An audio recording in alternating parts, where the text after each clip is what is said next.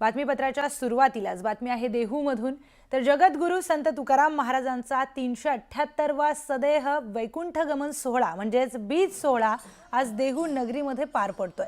त्याच पार्श्वभूमीवर देहूमधील मुख्य मंदिरामध्ये आकर्षक फुलांची सजावट करण्यात आली आहे। लाखो देशी विदेशी फुलांचा वापर करून ही सजावट संपूर्ण देहू मंदिरामध्ये करण्यात आलेली आहे।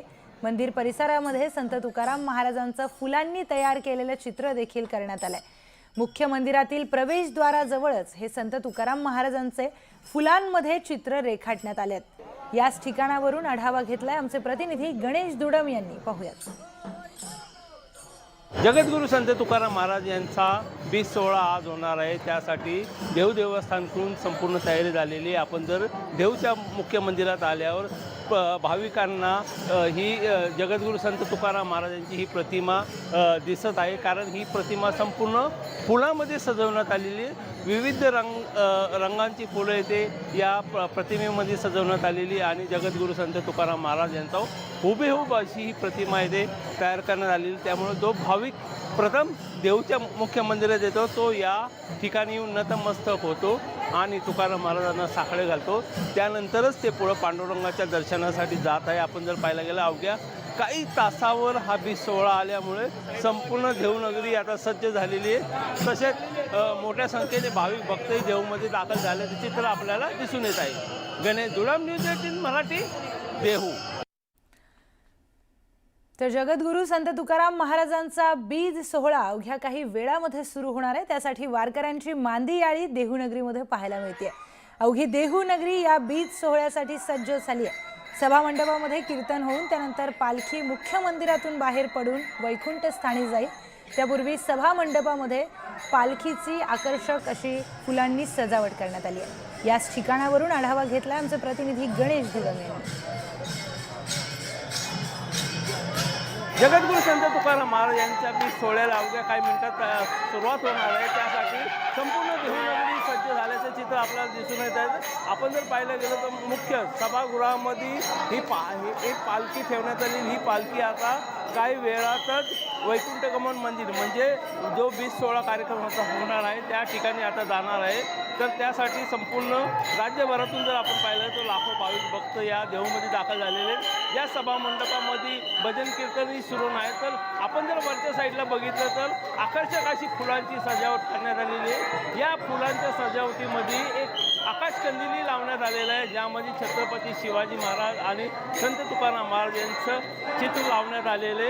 या ठिकाणी जर पाहायला गेलं तर आज संपूर्ण देहूनगरी सज्ज झाली आहे, कारण की अवघ्या काही वेळातच आता हा बीज सोहळा पार पडणार आहे। त्यासाठी ही देहूनगरी सज्ज झाल्याचं चित्र आपल्याला दिसून येत आहे। गणेश जोडम, न्यूज 18 मराठी, देहू। तर जगद्गुरू संत श्रेष्ठ संत तुकाराम महाराज यांची पुण्यतिथी म्हणजेच तुकाराम बीज मोठ्या भक्तिभावामध्ये साजरी केली जाते। देहू येथे पहाटेपासूनच वारकरी भक्तांची मोठी गर्दी पाहायला मिळते। टाळ मृदुंगाच्या गजरात आणि ज्ञानबा तुकारामच्या जयघोषामध्ये संपूर्ण परिसर हा भक्तिमय झालाय। तर आज जगद्गुरू संत श्रेष्ठ संत तुकाराम महाराज यांचा बीज सोहळा पाहण्यासाठी मोठी गर्दी देहूमध्ये झालेली आहे। वारकऱ्यांनी या सोहळ्यासाठी मोठी गर्दी केली आहे। बीज सोहळा हा अनुभवण्यासाठी पाहण्यासाठी मोठ्या प्रमाणात वारकरी भक्त हे देहू नगरीमध्ये येतात आणि याच देहू नगरीमध्ये आज संत श्रेष्ठ तुकाराम महाराजांचा 378वा बीज सोहळा पार पडतोय। संत श्रेष्ठ संत तुकाराम महाराज यांची पुण्यतिथी म्हणजेच तुकाराम बीज सोहळा मोठ्या भक्तिभावात साजरा केला जातो। संत तुकाराम महाराजांचा 378वा बीज सोहळा देहू नगरीमध्ये पार पडत आहे।